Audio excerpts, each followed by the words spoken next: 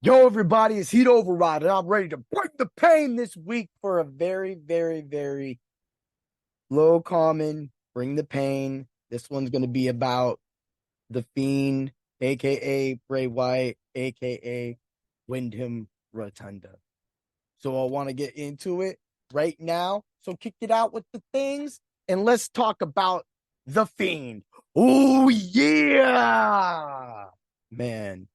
So everybody got that awful news.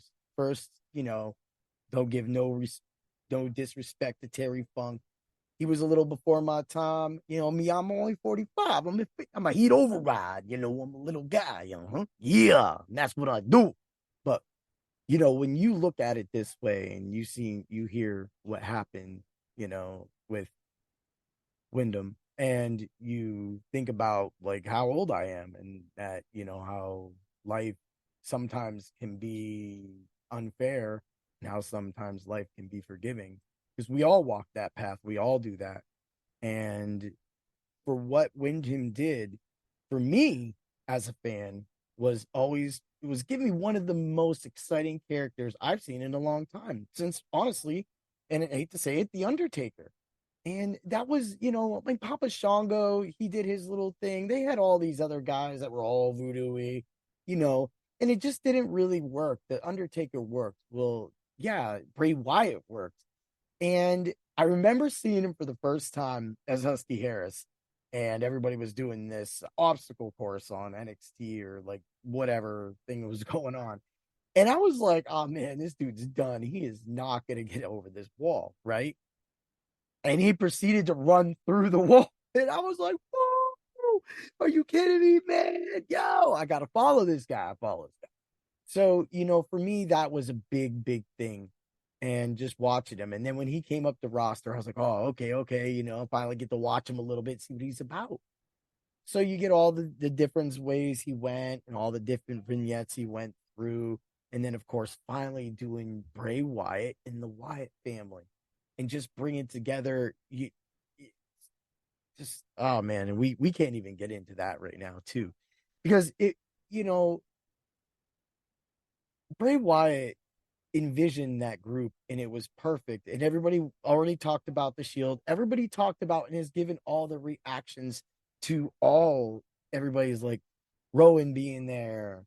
And it to me, and then of course Harper, just Brody Lee, like it breaks your heart. And that just lets you know that they have left a mark on all of our hearts that we'll always remember. We'll always remember Harper. We'll always remember Brody Lee. We'll remember Brody Lee destroying Cody Rhodes in AEW. We we're gonna remember Bray Wyatt coming up with these crazy little vignettes while he was part of the Wyatt family and this little black woodsy kind of thing, and the music was cool, and fireflies, and he was like catching. But to what really worked for him is when he went the Fiend. Now, the Fiend was just completely off the hook. The wife, the daughter, they couldn't even watch the screen. They literally would leave, and but they respected, they loved Bray Wyatt as much, and this was what hurts, is because he was so dastardly and sinful looking, and so angry. That mask, man, that mask was wild. And just the things that they did with him. And then doing the Firefly Funhouse. Oh man. I mean, that was like PB Herman, which, yeah, okay. God rest his soul as well, too. He unfortunately we said, but so go back to that, man. Oh man.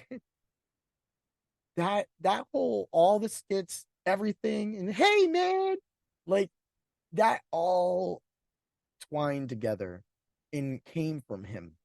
And it allowed him and allowed a lot of fans to witness what true day excellence in story making and control of a character and being able to use and mold that character. You see Cody Rhodes doing that now.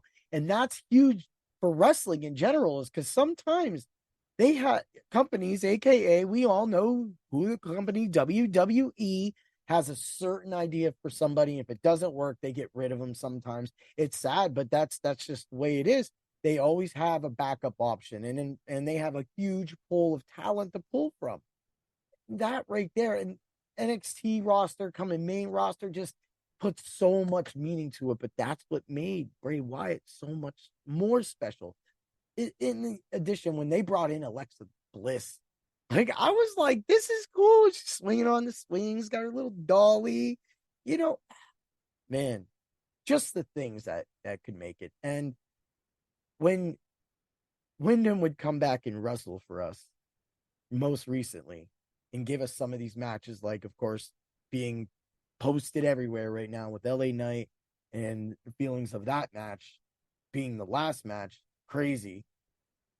That just lets us know that we did witness greatness in that amount of time. We did witness a Hall of Fame career in that time. It doesn't even matter about the belts.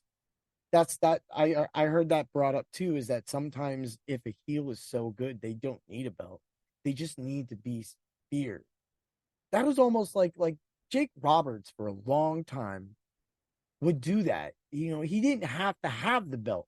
He had a sack with Damien in it, and it scared the shit out of people.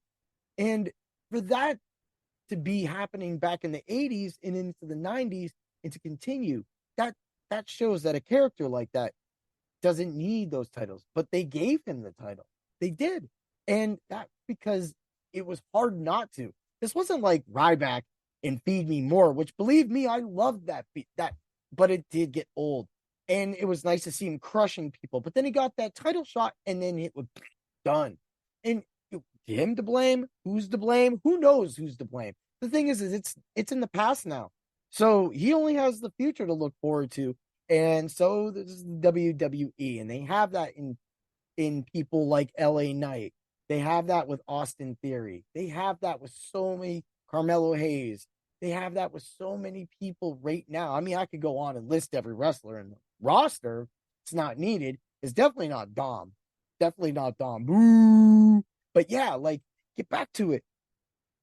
Wyndham meant a lot to us all. And to hear and to see that and read that statement from Triple H hurt a lot of people in their hearts because he is part of the main roster.